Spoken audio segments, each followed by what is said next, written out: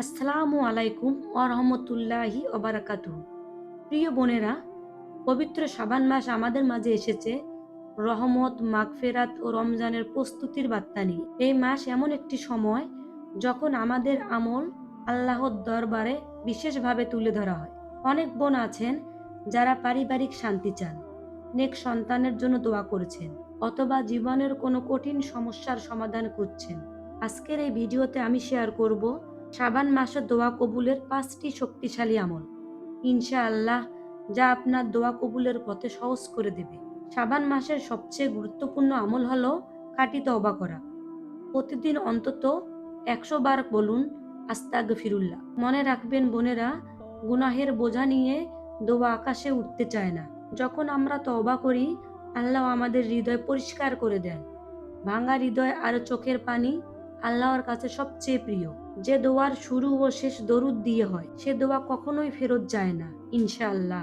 প্রতিদিন চেষ্টা করুন কমপক্ষে 50 থেকে 100 বার দরুদ শরীফ পড়তে। বিশেষ করে ফজর ও এশার পরে দরুদ পড়লে দোয়া কবুলের সম্ভাবনা বহুগুণ বেড়ে যায়। যদি সম্ভব হয়, শাবান মাসে অন্তত 2 রেখাত নফল নামাজ আদায় করুন।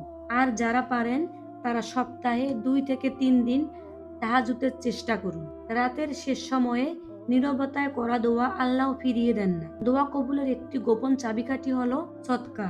অল্প হোক বা বেশি, গোপনে কাউকে সাহায্য করুন। সদকা বিপদ দূর করে, রিজিক বাড়ায় এবং বন্ধ দরজা খুলে দেয়।